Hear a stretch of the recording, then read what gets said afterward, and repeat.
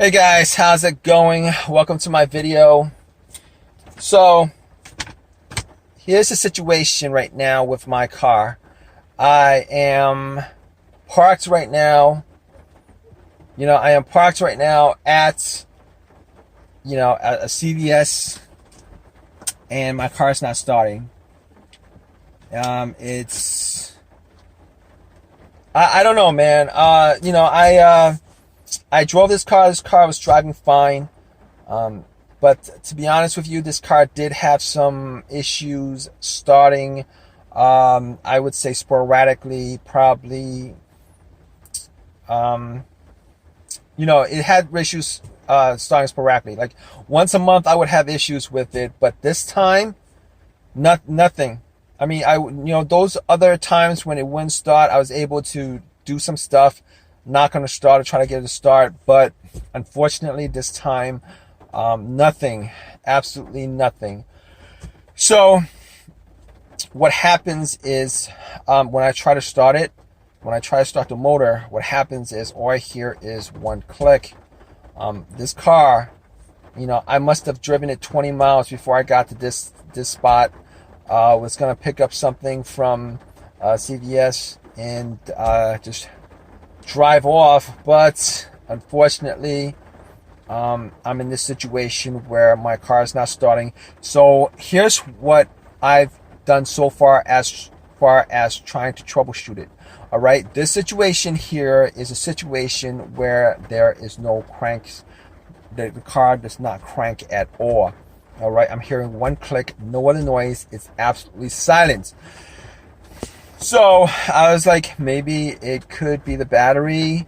Maybe it could be a fuse that's causing it. But here's the funny part is that nothing else, it has an issue. The dash lights work. The radio works.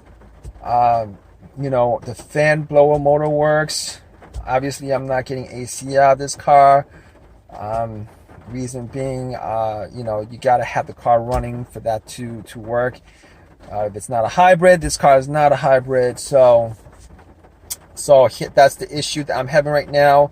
I got out and I did get two people to try to jump the car.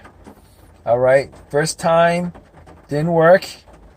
I thought, well, maybe I'll try another car, see if I could jump it. Try to jump it, same thing happened. Click, click, silence. Every time I try to turn it on, click, click. So obviously at this point I have, I'm getting the feeling that, it's the starter that's the problem. It's not the alternator. I mean, that's always the other thing that people are considering when their car dies. But normally when the car dies and it's the alternator that's the issue, normally that car is running and dies on the road while you're driving it. That's normally the norm. But unfortunately, it's not the case with this situation.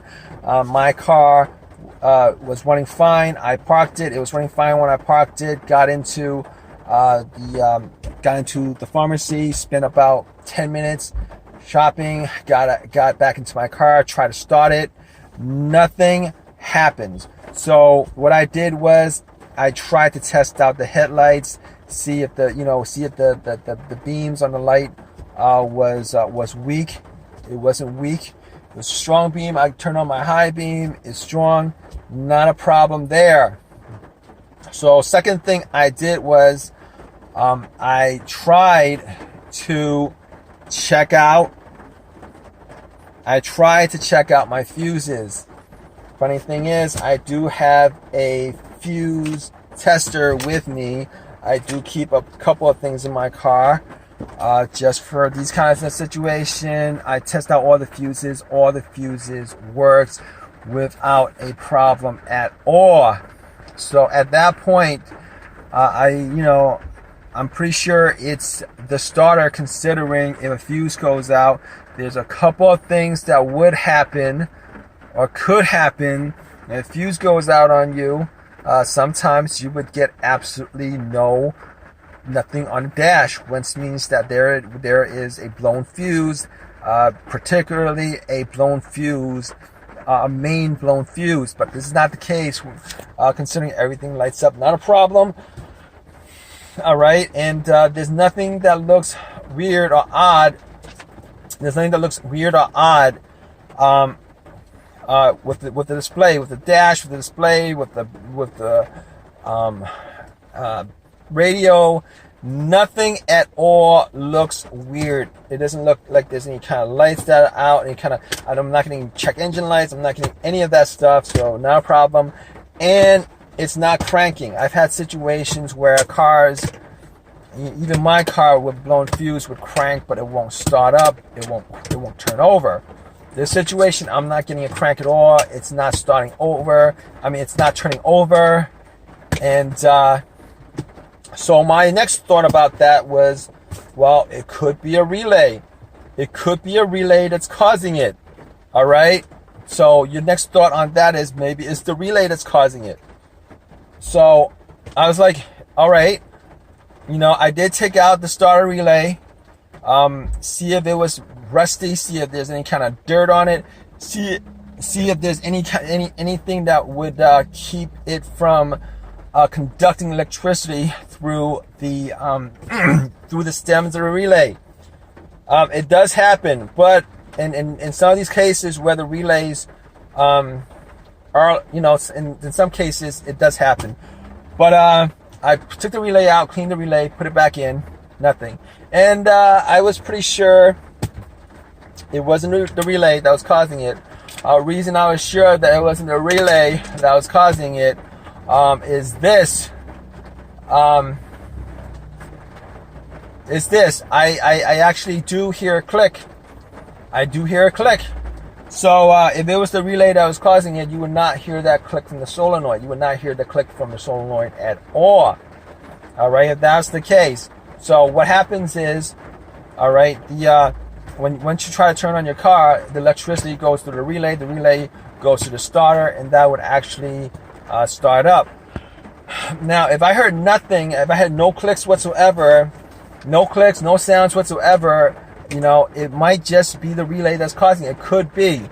Rare chance it's the relay that's causing it. But since I was hearing a click, that's actually the solenoid going off.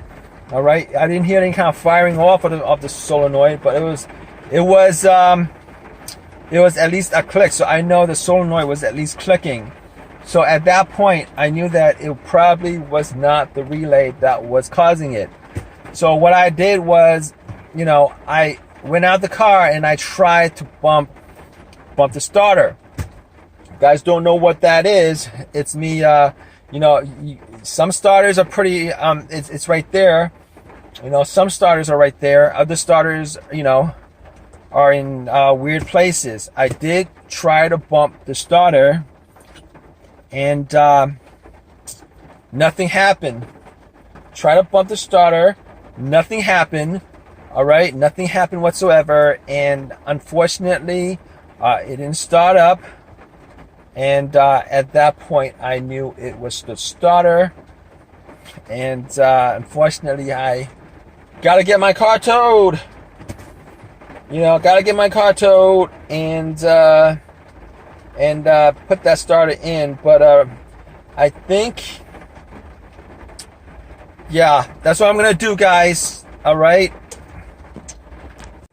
All right, guys. So I did get it towed, and I did get the starter put in. So what do you guys think happened?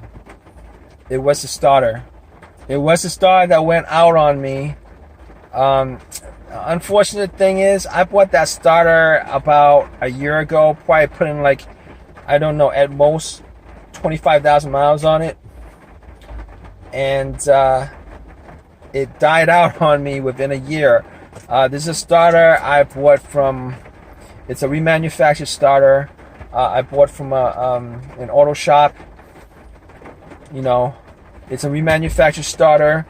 If you guys, I won't actually ever buy a remanufactured anything again, alternator starter, because my alternator that I have on my car, that's the third alternator I went through within a year and a half. All right, the last two